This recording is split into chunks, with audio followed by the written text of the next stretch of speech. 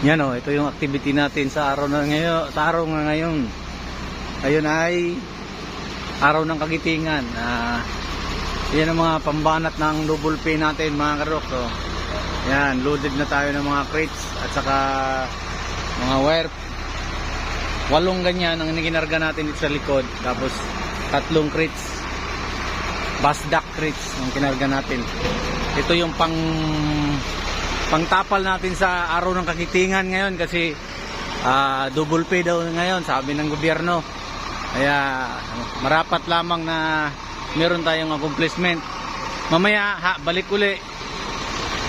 Depende yan sa sitwasyon kung mabilis yung baba doon sa site.